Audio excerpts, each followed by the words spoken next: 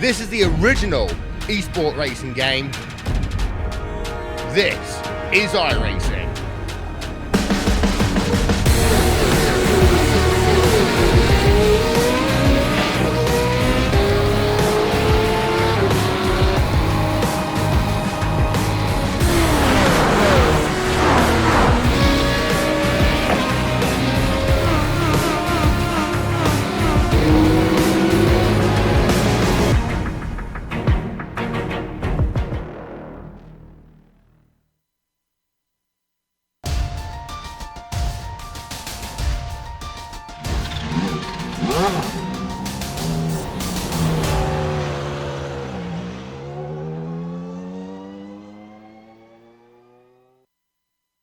Up until now, as one would expect, the Grand Prix Legends series has run road courses. But the community has begun something of a tradition once a season. Today, the drivers must switch gears and attempt to tackle a traditional American oval. Michigan's wide track surface should provide plenty of room, but it won't mean they'll be free of danger.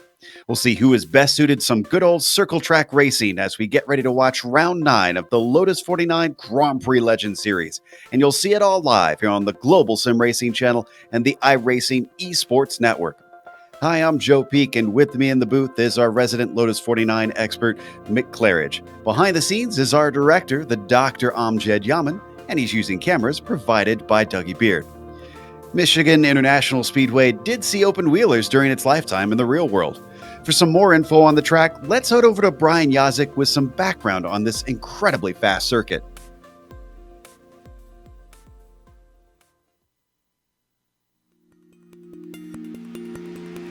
Welcome to the Michigan International Speedway. This 2-mile D-shaped oval located in the beautiful Irish hills of southern Michigan, sitting about an hour and a half's drive to the southwest of Detroit along I-94, right in the backyard of Chevrolet and Ford. When you're that close to Detroit Power, your speedway better live up to the hype. 18-degree banked corners with a 12-degree banked front stretch allow for maximum power and lots of action. The higher downforce Indy cars were able to put on spectacular shows of driver bravery and talent. In recent years, it's played host to mostly the tin top cars, as the NASCAR Cup, Xfinity, Gander Truck, and even ARCA Series have all hosted events here in the last decade. Michigan is a wide, sweeping oval, but it isn't harmless. The lowest groove of the corners near the bottom can be your very best friend in the IndyCar, but your worst enemy in the tin tops. Cars will frequently get loose that far down the track, causing chaos for the pack behind. Michigan is all about speed and lots of it.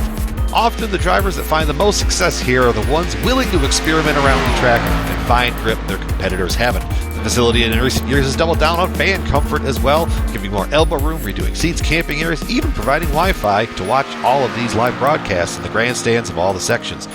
All in all, Michigan has become a staple of American motorsports since it opened in 1968. Fans and drivers both always look forward to when the schedules come back to the beautiful Irish hills of southern Michigan.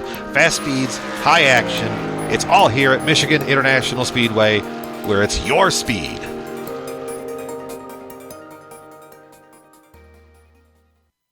They see a little bit more about this track as it's been updated recently. We are racing on the old version here, Mick, but new or old, it sounds like it's going to be incredibly tricky in these cars. Yeah, you're not wrong, Joe. It is really tough. We've been racing a lot this week, and one thing you're going to find is the cars are running really, really loose. Coming off of turn 2 and turn 4, the last place you want to be is down low. The cars don't like it. They'll snap round on you. You're going to see a lot of free, maybe even 4 wide down the straights. And hopefully, Joe, pray, no cautions. There's been very little in the way of cautions this week in the races. Yeah, we'll have to find out how that'll play out because, well, we'll have a few laps around here. We'll go about that in a bit. Before that, let's check out the championships, starting with the F1 championship, which is the Pro Championship. And Rob Olenek has simply been scampering away with things. Marco Kika has been trying to chase him down, but unfortunately, few have been able to top Rob when he shows up for races. Sadro and Mikus are in a tight fight. Peter really has been a lot faster than Sadro in most cases, and Dave Price is rounding out our top 5. And what about the F2 championship? We were taking a look at that, Mick. It sounds like it's getting pretty exciting. Yeah, we was just looking at that, weren't we, Joe? It's a completely different story in F2. 155 points for Pascal Tremblay. We're not sure if he overtook Dave Rossi last race. We're going to say he did. Maybe they were tired, maybe they weren't. David's back in 150 now. I want to say it's a two-horse race now for the F2 championship, but this race is going to change everything. It's got the possibility of changing everything because Bill Tyler is quick today. So he could make a massive point gain here. Andres Bruno back down in 112 and Colin smooth as a Bentley 95. Good old Colin. They also hold a Constructors' Championship, which is actually called a Nations Cup because they actually separate it by the nation that you're racing for, as they did in 67. The U.S. naturally leading with Rob Olenek dominating this season. The U.K. trailing behind, and then you've got a huge jump down to Finland in third. You see Germany and Slovakia round out your top five in the Nations Cup. I mentioned that we've got a few laps to do. How many exactly do we have here today in our race details, Mick? There's 48 laps today, Joe. It's round 9, is it, Joe? I'm not got it on my screen. I think it's round 9 this week. The 2 drop weeks have already happened for most guys. And like I say, 48 laps. And everyone's got open setup. Setup is really important this week. We'll talk about that in the race. And the cautions are on. And as always, you're watching this on the iRacing Esports Network. Make sure and subscribe to the channel. All you got to do that is click on the big red button that says subscribe, and then you won't miss a moment here on the Grand Prix Legends series. They've got qualifying going on, but with it being 2 laps and laps being over in about 40 seconds, most everybody is pretty much done at this point. In fact, I'm checking to see if we've got anybody out there. Yet to see, looks like Rodney Evans up to third and on his first lap, so he has time to improve. Olenek is our provisional pole sitter. Like you were talking about, that setup seems to have been found by a few people, and I understand those who are quick out there have been kind of tweaking it sounds like, too. It looks to me like lap times are a lot closer than I thought they were going to be, especially for the top. Looks around for the top 10 at least. But what was I saying about Bill Tyler, Joe? Yeah, and Bill is up into second on the front row here. Second lap is quicker for Rodney Evans, but he's just shy for the top. Let's see, we've got 4. It looks like we have 0.2 of a second between them. That is how close they are as the qualifying finishes. So let's go through your starting order here today. It is Rob Olenek on the pole with Bill Tyler next to him. Rodney Evans starts third with Michel Dudignan all the way down in 4th for him. He returns a little bit overwhelmed by the oval. Ove Trangrade in 5th with Taylor Butcher Benjamin in 6th position. Then in 7th, it's Phil Lake. He was a lot quicker in the warm-up, but clearly a little bit outmatched with everybody else out there. Dave Price starts in the 8th spot. Peter Mikus all the way down in 9th. Unusual for him. And then Ned Grant rounds out your top 10. Kane Lasky, what a lap there. It's 39.5. That's not a good lap for Kane, but expect him to move up. He's been quick all week. Bruce Nelson just came in about 5 minutes before the session started and he's put it on in 11th, bless him. David Rossi, the Brit, look at the difference between David Rossi there and Bill Tyler on the grid there. Marco Kika back down there, Pascal Tremblay as well, Daniel Sadro, Colin Coker, Chris Murakami down there as well. Everyone's finding it hard to get round on these first qualifying laps. Down to 20 of 3 in Haycox. What a mix-up, Joe. Yeah, Todd Broker is in 21st, Gary Anderson 22nd, Hugh Haycox all the way down at 23rd, and Logan Johnson was the last driver to get a time in. He'll be starting 24th. Adrius Valenteus will be 25th, and Colin Bentley 26th. Last 2 drivers didn't get a time in, and from what I remember, Adrius, who doesn't usually show up for these Saturday races, I want to say last time we saw him at an oval, and he was quick, so he'll have some work to do if he does have the speed here at Michigan. You were commenting, too, that the setup is drastically different from what they were running at Pocono, which was last season as well. Yeah, that's right. We ran whatever setup we did at Pocono, and then I think pretty much the entire grid would have just put that setup in the car and tried, as they joined up for the first race or the first practice session, rather, during the first part of this week. And everyone was happy with the setup. Everyone was getting their lap times done and everything was great. And then Mr. Rob turned up on Friday and beat everyone by 16 seconds with a new setup, and it just knocked everyone sideways, basically. Everyone's caught up with him, we're just on pace with him. But Joe, a shout out to Bill Tyler. I mean, I said I was expecting him to be quick, but I didn't think he'd put it on second, mate. Clearly, he knows what he's doing out here as they now take off behind the Mustang pace car. One pace lap. Hopefully won't be getting more behind this pace car. As Mick said, we do have cautions on in this series. And the last 2 seasons that we've had the ovals, unfortunately, they've had a number of cautions. But you never know. As Mick said, it's also been pretty caution-free thus far in the races leading up.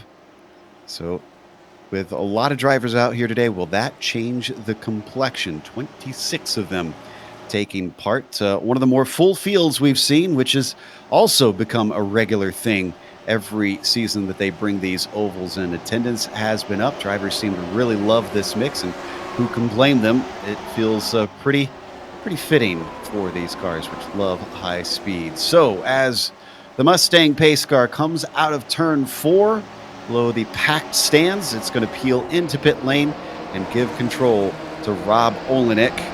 Does he go early? He's giving a little bit of a wait. He accelerates away as the green flag is out here for round 9, and it is a huge jump for Rob off of the rest of the field. In fact, Bill Tyler gets a little bit overtaken down the inside by Rodney Evans. Can he make it stick, though? Here before they get the speed up, he is fully ahead and swings up to that middle line. Great start by Rob there. Rodney looking good on second now. He'll catch back up. Rob's not going to get away from anyone anytime soon. Now, just as they're going to 3 now, Joe, I'm just watching again. Everyone's on that middle line. Look, the car does not want to go down low in the low groove. It just doesn't come off the turns nice enough. Just watching Rodney. Even now he's just twitching the steering. As he's coming off the 4. And we've already had one car that's wrecked, but it's in the pit lane. That's Ned Grant, so no caution for him. Unfortunately, that means he is well set back. We had a bit of a checkup at the start on the 4th row. Otherwise, no huge dramas. Rodney Evans already well back of Rob Olenek by 0.4 of a second. First battle we've got is for 4th place. That is Michel Dumignon being overtaken by Phil Lake, who ducks down to the inside. Just outside of the podium now. Just watching Michel now as he's coming off of turn 4. He's fighting the steering a little bit. Is he going to just duck down underneath, follow Phil, just to take a nice line where he can see what he's doing? I think everyone's just feeling it out at the moment, Joe, do you? Is that Rodney going for the lead there? It is indeed, and he's got to the inside. He makes it stick. The 25 up to the top spot, but he's way loose. He catches it. Loses a ton of momentum, and he comes back onto the track just in front of Phil Lake, who has to check up big time. 3 wide behind him. It is a huge mess of cars, all following behind Rob Olenek, who takes the lead back without missing a beat. Yeah, you do not want to run low in this car, Joe. It is horrible. You just saw there, it's a perfect example. You come off of turn 2 there, you run low. I don't know what's going on with the car, whether the chassis twists or whether the dampers are not as you'd want them or whatever. We've been trying all week to get this car to turn down on that low line. It just will not do it. And, what's interesting in that track guide is we ride on board with Lake with a good run on the high side. That it was mentioned by Brian that the Indy cars, the high downforce cars, love the low line, but the stock cars, NASCAR, does not. And, well, I guess these cars are a little bit more related, ironically, to the stock cars than the Indy cars. Yeah, and it took a long time for people to work it out. Everyone, like I said, earlier on in the week, people had nice, easy setups and everything was cool. Oof. Yeah, almost 3 wide for the lead, and then up to the high side. I think that was Rodney Evans as he ducks down low off the corner. Gets a fantastic shot. And here comes Phil Lake as well, also looking for 3 wide, almost 4 wide, and Evans has no place to go. Oh, but he gets into the back of Phil Lake, who is into the wall. A big wreck between two of them. Everybody else managing to avoid our first caution. That was Kane Lasky. Someone else in the wall off of turn 4. That was Rodney Evans. Oh, man, this is a bunch of fast drivers. Such a shame for Rodney there. He was so quick in this race and he'd have been up there. That's so annoying. And Rodney was the one who made the initial touch to Phil Lake. That sent him down low, got him loose.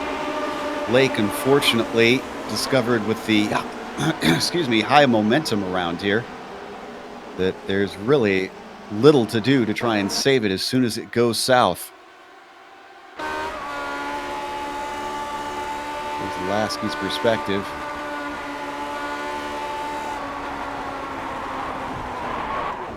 Really the innocent victim in this one. And of course, let's watch from the car that made the contact front to back. Rodney Evans. He wanted to do something with this, Mick. It looked like he was trying to find some way to go, but it was a literal track blockage in front of him. It was, yeah. You'd be surprised, Joe. I haven't seen much of that this week. We've had big grid races, and that's the first time I've seen that. I'm just noticing now, when it's all finished, Michel Didognon out in front. Ooh. That's not normal, is it? That's not normal, is it, Joe, to see him here? Oh, I think he's got a handle on things now. When did he get ahead of Rob Olenek? I was looking for it myself. I can't find. It must have just been as the caution came out. He must have just had a run. Yeah. Okay. So he was the one at the bottom of that 3 wide, and he was just a nose ahead as soon as the caution came out, down into 3 and 4. In fact, it was inches between them when that caution flew. So Michel lucked out because he was on the low side. Rob Olenek could have carried the momentum a little bit more and snuck it back. So Bill Tyler falls to 3rd with that, and Peter Mikus into 4th. Now, as we wait for the green flag to come back out, we want to take an opportunity to mention our merchandise store here for the Global Sim Racing channel. This is recently opened up, and one of the items that we have there for sale now is a polo shirt. Now, this is a very cool polo shirt because it automatically dispenses fragrances that smell like horses so that it smells like you're playing polo. Now, we feel this will be highly beneficial for you because you'll feel very debonair out there because, what's more polo for a polo shirt than smelling like horses? Make sure and pick one up. Only $21.50 out on our merch store. We're getting ready to get to lap 8 here, and I do believe it's going to be a single file start.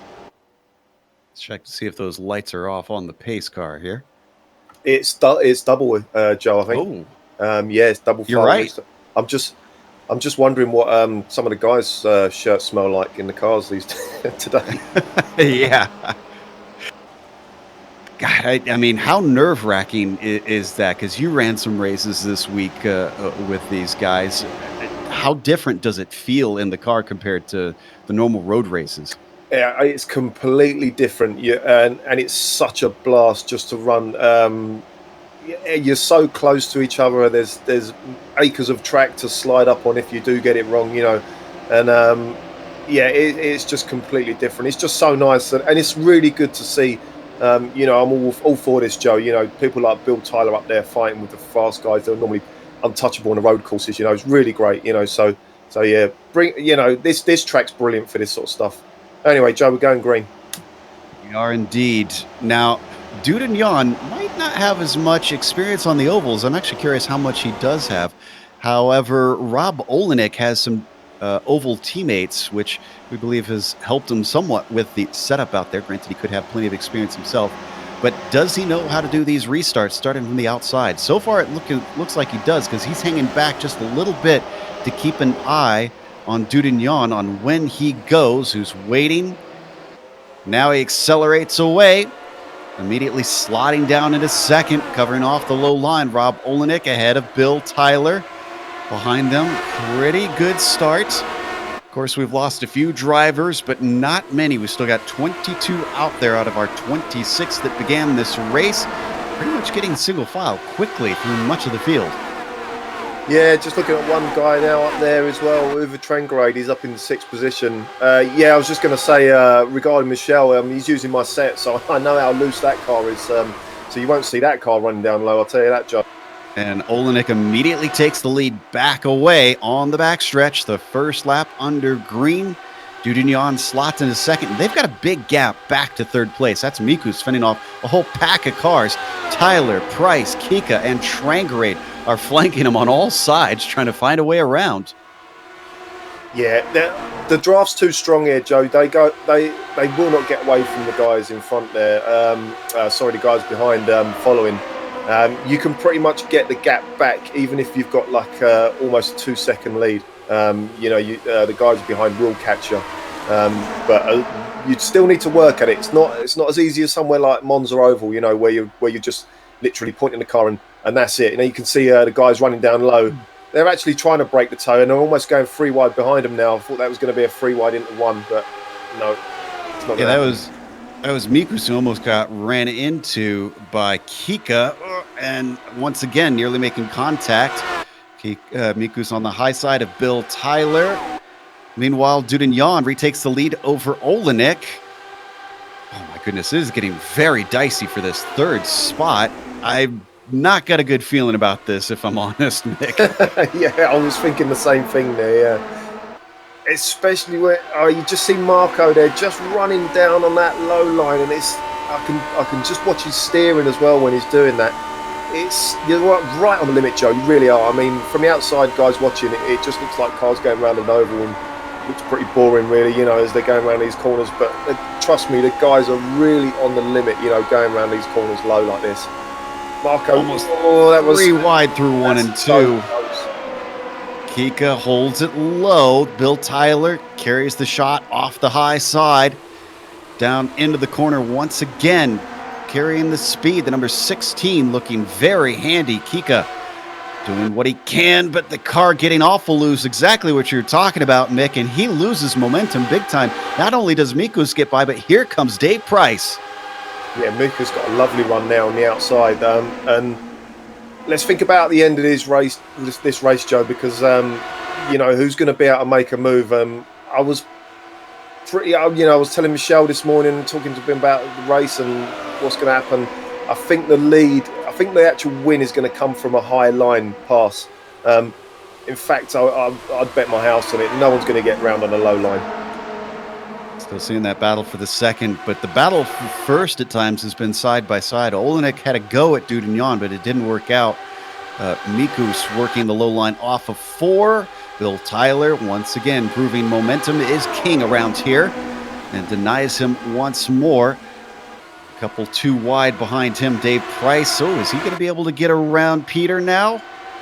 He's got the desirable higher line, a little bit loose off the corner, and the number 5 falls back. Now up to 4th place for the 6 car. Up at the front, once again, Olenek trying to get around Dudignon. He had the high line into the corner, but just couldn't get it done down the backstretch. They're doing really well. I'm really impressed. I thought there was going to be more mayhem, to be honest with you, Joe. They're running really well here. Third time's a charm, I suppose. This is the 3rd time they've done this in recent time. And Rob Olenek finally gets the lead away from Michel Dudignon. He slots back up in front. Dudignon into second. Oh no! And that's Dave Price getting spun down low. He's off the racing line. No caution. Poor Dave Price, who is having a hell of a run. Yeah, Joe, I was just going to say to you, Dave's running low, and I'm not sure that's the right thing to do, but it wasn't even actually him that made the mistake there. Yeah, he got run into there on the front left wheel, front right wheel, span him out. But yeah, that's a shame. He looks like he's got a bit of damage, to be honest. I'm just looking at his steering. It was either Peter or Marco. I didn't quite see who it was that clipped him, but yeah, they got loose on the high side, and that was that. He fell all the way to the back with nobody to try and help him. Meanwhile, still up at the front here, Dudignan looking for the lead right back from Olenek, and he gets it as behind them, Marco Kika and Peter Miku swapping back and forth with Bill Tyler giving watch. Yeah, Mika's just lost the back end coming off a 4 there, but he will still get a nice run, just because he was using that high line, They're both getting the toe off the guys in front now as they go into 1. Now we'll just watch the difference between Mika's. Oh, don't do that, don't do that, don't do that, my heart, Mika's. But he's sliding in behind, but now he's running high. Look, you'll just see, he's lost the back end there, but I know Mika's likes a loose car, but, don't set it up too loose, Peter. Remember I mentioned the number 2 car, Valenteus, was pretty quick the last time we were at an oval. From the back of the field, he is now up to 6. He has picked his way through, and he's about to reach the top pack. So can he chase down the leaders and fight for the win after that, though? Because Olenek and Dudignan have been in a class of their own, and few have been able to challenge them. Oh, but it is getting awful tight. We had a touch between Mikus and Tyler, and they both come out of it okay. Let's take a look at the replay. My goodness. It says heart in your throat type stuff. Actually got into the air, and these cars are doing 170, 180 miles an hour. Yeah, I think what the story was there was Bill Tyler had such a perfect run into 1 there. He was right exactly where you want to put the car, Joe, and it was just going so much faster than the 2 guys in front. I think that's all it was. Bill's quick, Bill is quick here today. If he gets a chance, he'll be up there with Rob and Michelle, I'm sure. You expect these cars to get airborne at the Nürburgring, not here in an oval. But the battle for the top spot is closed in. Mikus and Kika have caught them. Oh, Bill Tyler got way loose coming off of 4 there. Yeah, and Adrius is going to get a nice run down the inside there. I'm not sure he wants to run down there, though. I keep saying the same thing. Holds a nice line there for Ad. That's the line you want. That's the perfect line for Adrius there. See how he just powers off the corner now? No rear end, loss of grip whatsoever. No running down underneath that little black line where you don't want to be. Such a nice entry into 1 there he had. Let's see how he goes into 2. Yeah, nice and smooth into 2 now. He's going to get a really nice run here, Joe. I actually expect him to be in front of these 2 guys now at the end of this corner. Oh, he lost the rear there. Yeah. Didn't want to do that. They actually went single file all the way back up through this first pack for the first time in a while, as the lead's going to swap once again down on the low side. Olenek's probably not going to be able to hold it. Those black lines you mentioned. Oh, but nearly getting the wall. Michel Dudignan with a monster save. Look at how much that slowed him up, though. Like a shot, Marco Kika immediately takes 2nd place away, and this gives a small gap to Olenek, but we've seen those gaps do not last. I just watched a little bit of the on-board there for Michel, just as he was coming off of that corner, and he was soaring away at the wheel there. He did well to hold that. Well done, mate. Now, what do the tires do over the course of a long green stint? Do they change much in behavior, or are they pretty rock hard? I'll tell you what, Joe, contrary to everyone's belief about this car, that the tyres don't wear out or anything else like that, you can actually overheat the tyres. You can on road courses, but on the oval, on this oval, particularly this oval, it gets really dangerous because you overheat the rears, and then it starts really getting bad and sliding around too much, and you have to hold back and calm down. It happened to me in practice this morning when I was just running, and it's not a nice feeling, and you can't really do anything to cure it. You still got to keep up, and then it becomes a battle with your right foot, because it's so tough when it does overheat like that on the back. This group has been so exciting. It goes all the way back to 10th. We haven't really had much time to mention that we have a second pack with Murakami, Tremblay, Bentley, and Rossi, but they're pretty spread out currently. They are, however, some of our F2 drivers, and we'll try and touch on that when we can and how that is affecting the championship. Valenteus is already up to second place now, though, having started this race in 25th out of 26 cars, but he's up to the front. Can he continue this pace and actually drop them? He's going to try and get a run on Rob Olenek for the lead, and for the first time this race, Adrias is going to be our leader. However, we still have half the race left to go. Yeah, unbelievable drive. You know the guy. I don't know the guy, Joe, at all. So yeah, I'm really impressed with... Oh, we got a caution. Oh, there's a caution. I don't know what's happened there. Looking for it. Looks like Broker. Whoa! He went for a big tumble. This was a single car incident off of 2. The 22 car just is going to clip the wall, and these open wheelers do not like touching the concrete.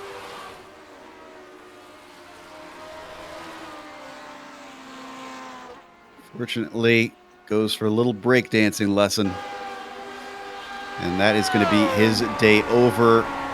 Trying to see, none of our cars who have wrecked have come back out. Lasky's called it a day. Ned Grant has. Rodney Evans and Phil Lake are still taking repairs. I personally would not want to try and take these cars around at about 170, wondering whether or not it handles well, Nick.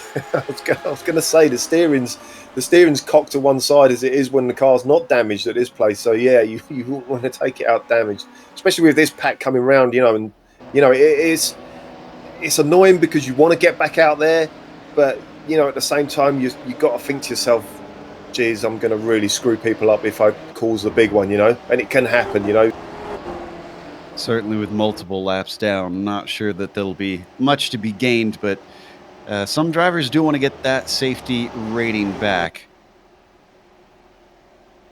Oh, and what happened to Logan Johnson? Trying to catch him here. He keeps going through my order. And we got a car in. That's Hugh Haycox. Wonder if Hugh got a little bit of damage from some touching the wall somewhere or something. Logan, let's see. Logan had something happen where he hit the wall. Oh, you know what? Something these drivers probably aren't used to in this car is catching the pace car and having to get slowed up. And it involved Hugh Haycox as well. They ran into one another. Right, I can't see it, but yeah, Joe, that'll be brake bias. These brake biases set at 50. Everyone's running rear as it can go, right on the back wheels, so it's like lifting the handbrake up. So yeah, it's just going to spin round on you if you lock the rear wheels up like that.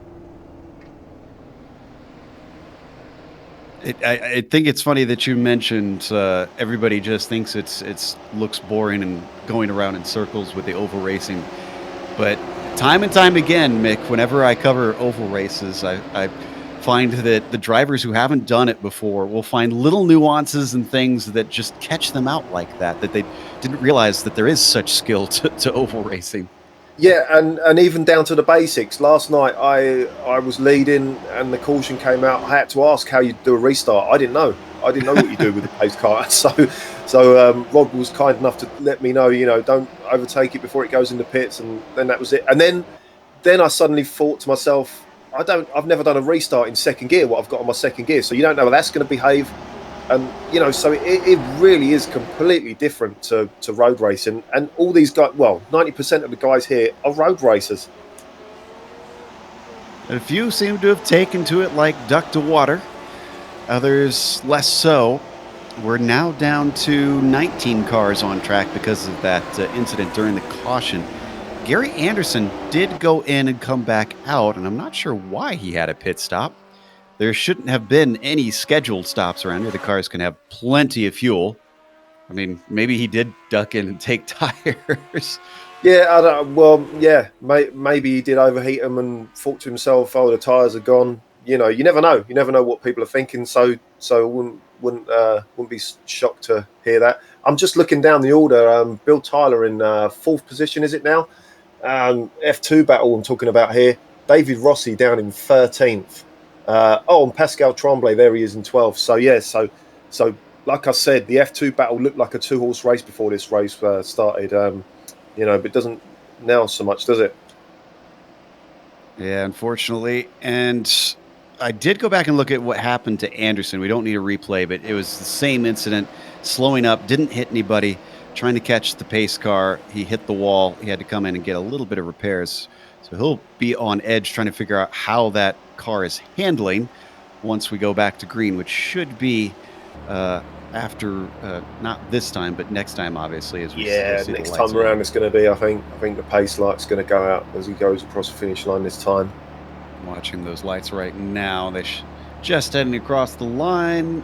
And there we go. We haven't got to sing any songs or tell any jokes. So lap 28, still quite a bit left to go out here, but this is only our second caution thus far. As frantic as the racing has been, the drivers have been dealing with it well, and we're going to have 19 restarters. I'm actually kind of surprised we haven't seen anybody duck in to try and take tires.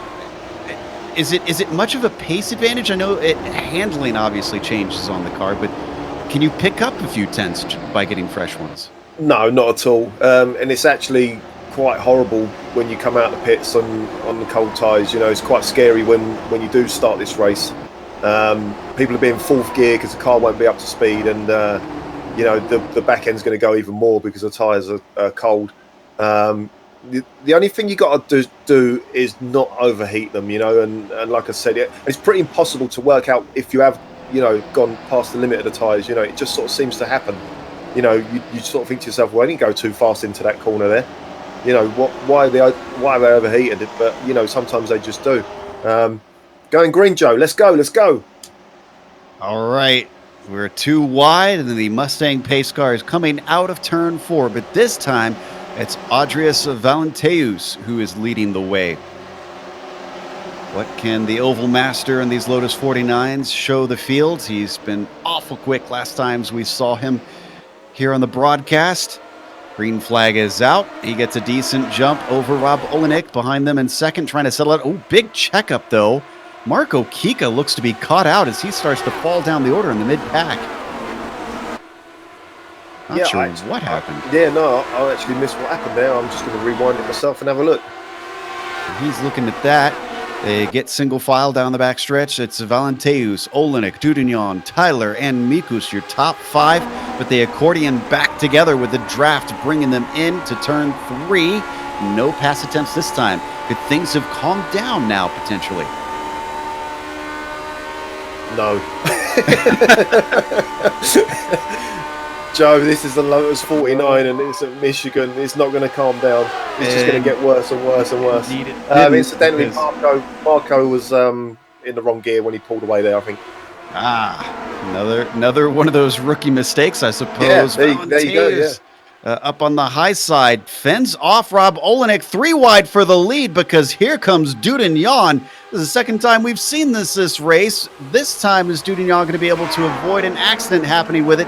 I think those 3 have got it sorted out, and Michelle looks to have that desired middle line coming off the corner. Lead goes to the number 1 car, Valenteus, in the number 2, slotting into second position, but he's going to fight back up on the high side. Going to fight back, and Michelle's forced to run low. Now I know for a fact Michelle's car's loose anyway. Let's just watch how he comes off this turn. I can see him fighting his little steering wheel there, but nicely done there. Nicely done to hold that second place for as long as he did there. Oh, but another 3 wide situation because Mikus coming up on the high side. Everybody's sending it as hard as they can into turn 3. Doesn't work out for Mikus. Olenek trying to use that desired line, but he also gets loose. In fact, it's the low side for the first time. Yeah, Rob got really loose there, didn't he? He really had to get out of the throttle there, and Peter Nichols was just looking left and waving after that. That was golden for Peter Mikus there. Michel Dudignon liking that, as that's going to give him second place off the corner. Olenek not looking too handy. Once again, car is shaky, and he's now falling back into 5th because here comes Bill Tyler, and he is going to move into P4, at least try it. Olenek looks to deny him as he somehow carries the speed incredibly well through. Yeah, carries the speed nice there. Bill's going to have a little bit of a run here, though. He's not got the difference in the speed advantage there. Too wide up the front, though. Yeah, Dunion going low and managing to get up to the front. Valenteus up on the high side. Mid-corner looked very good. Whoa! Who was that nearly getting the wall? That was Mikus. Oh, yeah, I was just watching Michelle there. He was on the limit there coming off that corner. The car doesn't like being down there, you know. The steering was shaking all over the place. Peter Mikus he likes a really loose car. I've learned that now about this guy. He really sets the car up loose. He has it really understeery on the way in and really loose on the way out. So if he's set the car up like that this week, he's going to have his work cut out, I think. Valenteus back up to the front. Tyler had a good shot. He gets into second place. And up behind him, Mikus tries to come back, but has nowhere to go. In fact, he gets boxed in on the backstretch. And they're going to go 3 wide once more. Down on the low side, it is Marco Kika getting back into things. Oh, but drifting a little bit high. Nearly got into Tyler. Just a little shout out for the guys behind there. Bruce Nelson still in check with these guys. And Uwe Trangrade. Uwe Trangrade wouldn't have done much practice for this race. He's been very lucky to get a nice set, I think. Very lucky. Yeah, he's been hovering around the back of this top pack. They've also got Taylor Butcher Benjamin in there, just sort of waiting and biding his time. Another pass for the lead. Valenteus going to go by Dunion. The first and second seem to be swapping back and forth, but it almost makes me wonder if you could be the third in a pack of 3 up at the very top. Would that be the most advantageous spot, Mick, or is the third not going to have quite enough? I've had situations like that at Monza where you are the third car in the line, and as you come off the last turn, the seas part, you know, and there's a nice gap in the middle, and you just fly through that gap. You know, whether that's going to happen today for one of the guys that are behind, I don't know. But anything but low, Joe. Anything but low. Riding on board here with Marco Kika. Unfortunately, falls back a little bit from Bill Tyler. Boy, don't pick a position because it's going to change every other second. Up on the front stretch this time by, it is Olenek leading. Valenteus second place. Dudignon back to third. Tyler lifts down low, coming into the corner. Up on the high side, trying to get the shot. Valenteus seeing if he can get the lead back, but unfortunately, it doesn't quite work out at this moment. Yeah, Rob nailed that. Oh, still, you want to say that he nailed it, and then obviously, you know, as soon as he does, he loses the rear end. You know, this is what I'm saying, Joe. These guys are totally on the limit of this car coming out of these corners. It's such a guessing game whether the car's going to stick or whether it's not. Looks like Rob's going to get a bit of a toe now from someone in front. Can't quite see who that is now, but he's going to get a nice little run there, I think. Nice little toe there, but the guy, he's really slowing down now. He doesn't want to be there. It's 3 wide, and we got a car down low getting lapped. That's Logan Johnson trying to stay out of the way, but it does cause an incident and a few cars getting... That's Mikus. Did anybody else... I saw some contact. Trying to figure out who that was. I think that was Snelson. Did he get away lucky, though? It's pretty hard contact.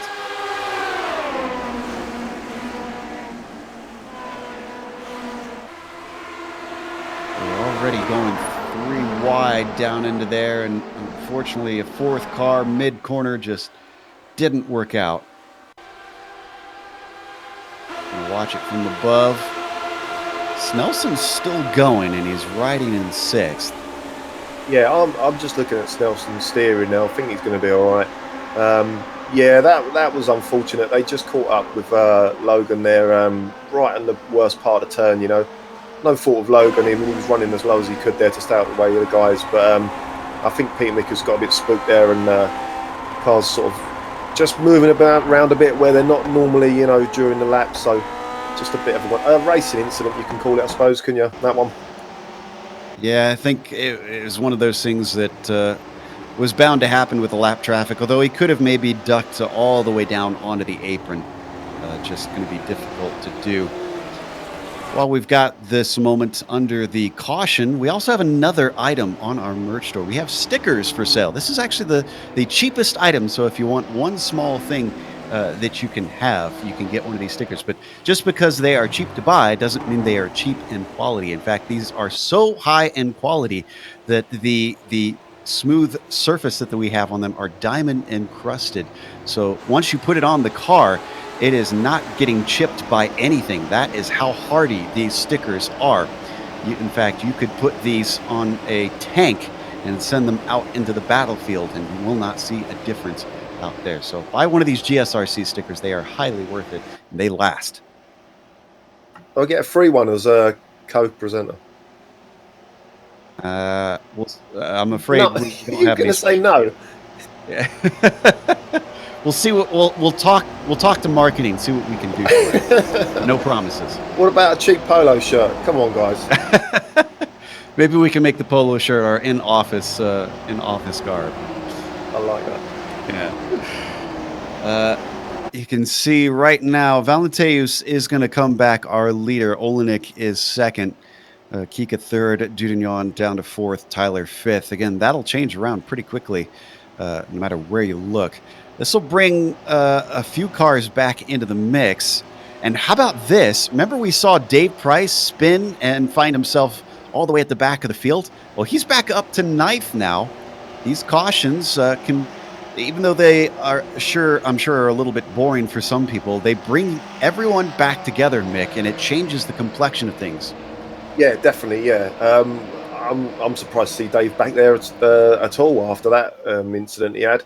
And like you say, yeah, it really changes the outlook on the race now. Everyone's back up there. Everyone's going to be really praying they get a good restart. And Joe, we're already on lap 40, so the pace car's going to come in on lap 42, lap 41, lap 42. So we're only going to have about 5 laps left of this race now. So it's going to get pretty intense up front. Yeah, it looks like I think you're right on lap 42 because we're not going double wide this time. Interesting that I'm seeing Valenteus head down low. Now, usually in oval racing, that's what you do to save a little bit of fuel. I wouldn't expect drivers to really be short fueling around here because I wouldn't think there'd be much advantage to doing so. No, there's no advantage whatsoever to do that. I think he's just bored. So 8 laps to go. Probably just trying to get used to the car. I mean, has he driven the car before? He's probably trying to work out how it feels on a flat piece of ground,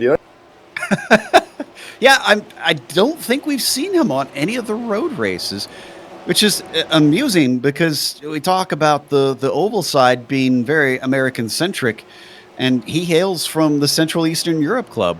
But we do have some drivers from all over the world who do enjoy oval racing. Just did not expected one of them to be more strictly on the oval side. And I'd love to see, I'm with you, I'd love to see how Andreas does on a road course if he does race them regularly. Yeah, actually I had a couple of guys asking me what the series was like, on the road side of things. And, that's what he was doing. He was feinting the pit stop. He was just trying to see. That's not going to happen, is it? Yeah, no. That's why I was watching. I was like, he can't be actually coming in. Yeah. Well, he knows his way around an oval then. He certainly does. He even knows how to fake a pit stop. Now, do we have the lights off here? Are we getting too wide? Yes. All right. Just a very messy too wide. They are not in any sort of formation currently. They'll get there eventually. They got a whole lap to go. It's 2 miles around this place. Lotus 49, what do you expect? It's going to be 6 to go when they get the green flag. There are no green-white checkers, however, in this series. So it's very early, over here. The drivers do have to try and keep it green all the way to the finish because I'm pretty sure unless they get it right away, they're not going to be able to finish under green. I want to share some expertise on ovals, Joe, but I got no idea. I know it's not green, white checkered. We finished last night on a yellow flag.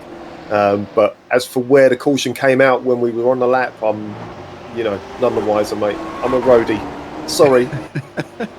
Yeah, for those who are not familiar with oval racing, a green, white checker means that if they get a caution and will finish under caution, normally they will get an extra 2 laps when they go back to green to make sure that they finish under green. Hence green, white checkers, because you get the green flag, you get the white flag, then you get the checkered flag. But Valenteus gets the green flag right now. He's going to hope that he gets a few laps before he gets that white flag as they get up to speed. Mostly single file, bit of too wide down for 4th place as Dudignon tries to get back to the front. Boy, Bill Tyler. Oh, and Dudignon, like a shot up on the high side. Good on this restart. He immediately gets by Kika for 3rd spot. He wants to get back to the lead. Yeah, kept it in 4th gear into turn 1 there, Joe. Kept his foot in and the car just basically drifted round. That's typical Michelle, isn't it, really? What can you say? Rob Olenek going to take the top spot away from Valenteus now. But Valenteus going to deny him, carrying his speed well. Now they're being joined by the Frenchman.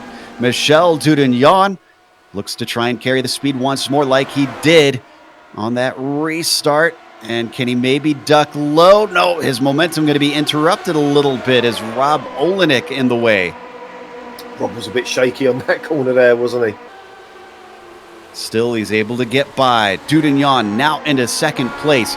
On this restart, he was in 5th. He is now up to 2nd. He is looking incredibly good here early in the run. Now chasing down Valenteus as we ride on board with Olenek, watching the 2 try to sort this out. We are down to 4 laps to go. Yeah, down into 4th gear for Rob there. Get it turned in. Watch that black line. Don't run too low there, Rob. Don't run too low there. Fighting the steering on the way out now. The car's it's getting a little bit loose on the exit there. Michel going for the lead. Michel Dudignon now looking on the low side of Valenteus, but he's looking strong. Ow, I don't think we've seen someone look that good. Oh, he's a little loose coming off the corner, but still manages to make it stick. Yeah, like I was saying earlier, Joe, you cannot have your foot planted coming off of turn 4 or turn 2. If you do, that's exactly what happened. I know exactly what he's done there. He's just put a little bit too much power there coming off the exit. And the car just feels horrible when it does that. Horrible. Both side by side now. There's a car in front of them going into turn 4. Can't see quite who that is, but that's going to come into play before the end of the race. Dudignon trying to imitate his fellow countryman Pagenaud to see if he can win on ovals. And he's currently got the lead as we go 2 to go this time by. Now they're being joined by Marco Kika as well. And we're going to go 2 by 2. No, we're going to go 4 wide down the front stretch for the lead. And Marco Kika, can he make this work on the high side? No, nobody can make it work because he's getting tipped around. That's Valenteus. Caution is out. Who is ahead? It was Dudignon. Dudignon is going to win it, as Valenteus lies in a heap on the grass in the infield. Not the way that we wanted to see it end, especially not Valenteus. Yeah, such a shame for him. He's done so well today. How fast has he been today? White flag comes out as the yellow flag comes out. We're watching the replay one more time.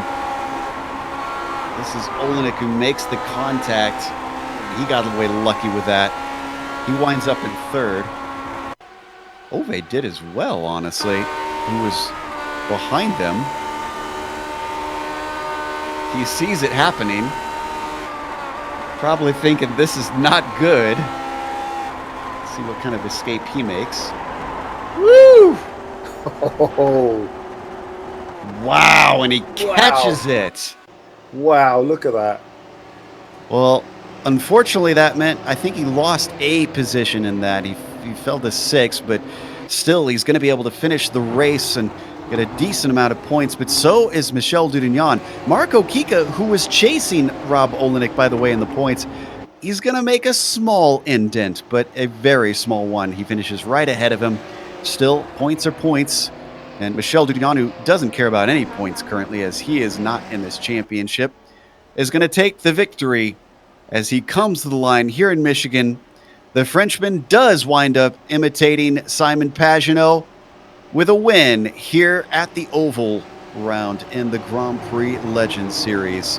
Kika for second, Olenek for third, Dave Price back up to fourth after all of that. After all of that, and Bill Tyler there as well, F2 driver. I'm just looking down, see where Patrick Tremblay is, because that's going to pay dividends. He's ahead of David Rossi there. Going to be really interesting to see how the F2 battle plays out after this. Yes, that's going to get him a couple points over him, but that's going to take us to a quick break here on the Global Sim Racing channel. We'll come back not only with the official results, but some driver interviews. Stick around because on screen you're going to see all the upcoming races here on the GSRC.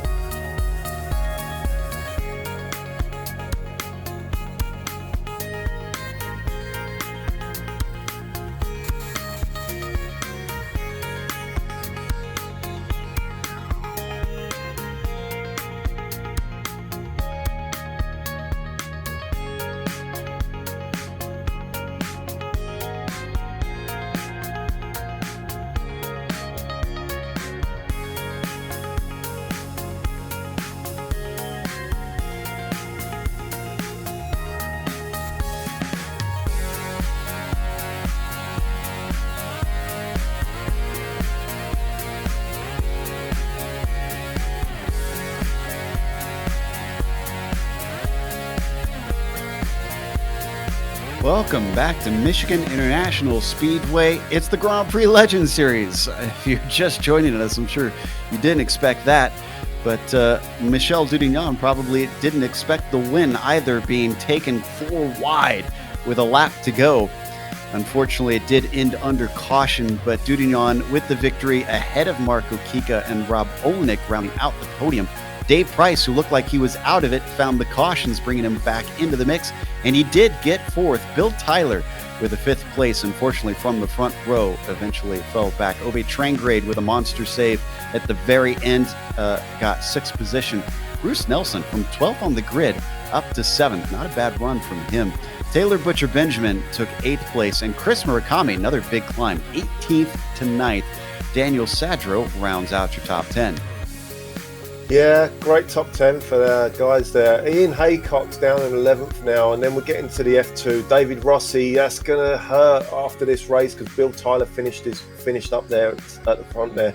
Andrew Eng, regular 13th place. Colin Coker, the Aussie, in 14th.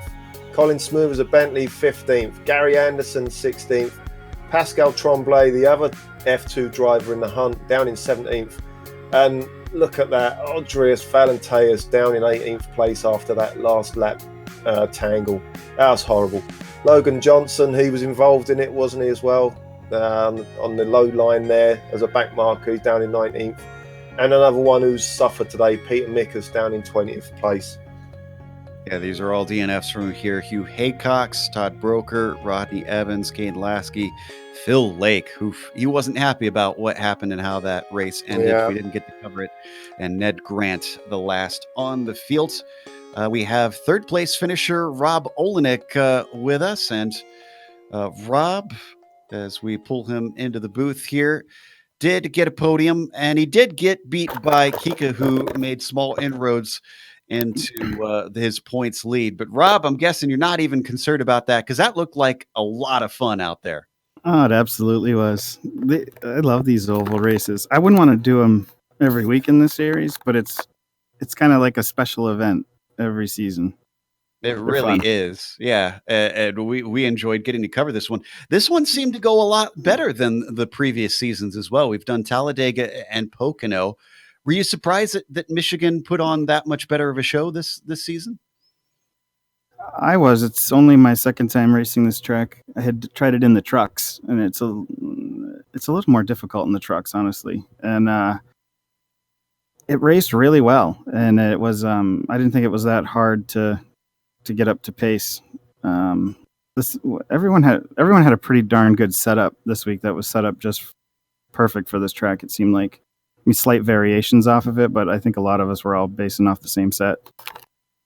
Yeah, and we talked about that quite a bit, because Mick was a bit surprised at how loose yours was.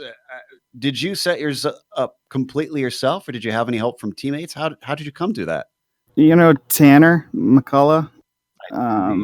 Yeah, he has his own like setup board, and I got one of his sets a few oval races ago that I just been tweaking from there, and it was worlds better than anything I could come up with on my own to start with.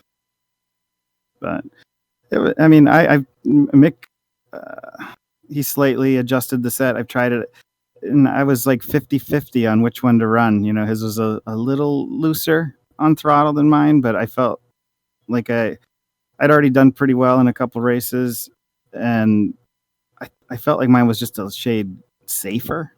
You know, like it was less of a chance that the rear was going to kick out and lose some speed from that. So I just went with my pretty much original set. And it was fun. Well, it didn't get you the victory, but a third place, again, is a good finish, especially with how unpredictable it looked out there. No kidding. I'll take third any day at an oval. Congratulations on third today, Rob. And too bad for Andreas. How do you say his name? I don't know. But yeah, it kind of was a bummer, because that was so close to not being anything. And I didn't even know we were 4 wide. Like, I was like, I didn't know why he kind of came down, but looking at it afterwards, I can tell why. We didn't have much room. Yeah. We were getting pretty shouty at that moment here in the booth. I bet. I'm like, how did I end up in third? I looked at it, and like Marco was in first at one point. I couldn't believe it. I had no idea, but it was fun. All right, I'll let you go to the next guy, and I'll see you guys later. No problem. That was Rob Olenek, third place. As Mick is caught up with Dave Price, who climbed all the way back up to fourth. Hey, Dave. How you doing, mate? Yeah, pretty good, mate. Pretty good. Yeah, good. Listen, Matt, I wanted to ask you a question, if you can, before we get to the spin and the fight back through the whole field and all the rest of it, what you did today. Just put us in your car as you go round into turn 1 and 2 and you're down on the low line. How do you feel coming off the corner when you're doing that? I nicked a set that I found somewhere on the forums, an oval set, because as you know, I know nothing about ovals and car setups. None of us do, mate. None of us. You know that. Yeah, well, indeed, yeah. And I actually felt good. I think I guess they call it turn 2, don't they? The second part of the banking. The car gets kind of loose in the middle of the corner, but it just seems to settle itself, and you just get a nice bit of oversteer. Just keeps you to that slightly lower line, and allows you to sort of drift out and maintain some good pace right out onto the back straight. So I particularly enjoyed that bit of the track. That's probably my Right, favourite bit. I'm just going to say, Dave, I think you're about the only guy in the whole race that would have enjoyed coming off a turn 2 if you was running low like that. Take us through it, mate. You span early on and you fought back through the whole field, and you was up there at the end with mixing it up. So just go through that for us, guys. It was brilliant to watch. Yeah, I'd just come out. I was talking about turn 2. I'd come out turn 2. I got a good run. I was alongside, I think it was Bill, I think, and I was going straight down the straight. There was no issue, and I haven't had a chance to look at the replay, but it seems to me he just sort of came across and hit me. I don't know if it's like a netcode thing or something. I don't know, but it hit me and I spun out, and then I was, just hoping the car was still fairly straight, and it was. And I think I was second last. I had one guy behind me, and so I just thought I'd try and catch the pack in front. And then fortunately we had a yellow, so we all got grouped up again, and I made up 5 or 6 places in that little session before we had yet another yellow. And I think that was probably the last session of the race. Obviously, we finished under yellows at the end there, but it's great fun. I like it when we have an oval in the season. I know it's a kind of slightly controversial choice for a few of the regulars, but it's kind of nice, breaks it up, something a bit different. So I had good fun. I was a bit frustrated not to be fighting for the win, but never mind. Yeah, well done anyway, mate. You did well after the spin. Just quickly, you here next week for Interlagos? Yeah, should be, mate. Yeah, should be. All being Brilliant. well. The other thing I wanted to say was it's great to have Michelle back. I was going to say the same thing. Yeah, good to see him back. Yeah, not really good seeing him win again, but no, he does. Well done, Dave. He does that too much. All right, that was Dave Price, 4th place here today, and it looks like that's our last interview, so it's time to close it out with a big thank you to the Lotus 49 community once again for bringing us back for another season of coverage, and also to iRacing for bringing us back on the iRacing Esports Network. We highly encourage everybody to go and subscribe to there. When you have the opportunity, all you got to do is click the big red button on their YouTube page. Thanks to the companies that provide the software and the hardware for our broadcast. You can see them listed here on your screen. And additional thanks go to June Lalonde, who provides our wonderful music. See the screen for how to get a hold of more of her great work. Thanks to the team today, Mick, Amjad, and Dougie. If you'd like to find out more about GSRC, including upcoming races, you can find it at globalsimracingchannel.com. You can also check us out on social media. Our Twitter is @GSR Channel, Facebook is Global Sim Racing Channel, and Instagram is GSRC_Graham. Again, if you'd like to support the channel, check out our merchandise store. The link is in the description, but if you don't want to look at that and want to type it in yourself, it's gsrc.storeenvy.com. Next race is going to be at Interlagos. That'll be Saturday, November 16th at 8:30 a.m. Eastern. But if you want a lot of racing, we have a ton coming up here just now. We've got the DGFX series starting in just a few moments. Go and check that out. It'll be 5 hours of coverage with a 4-hour race and an hour of qualifying. We have upcoming races for other series listed on the screen, so check those out and mark them down on your calendar. But until next time, race clean, race hard. We'll see you on the track.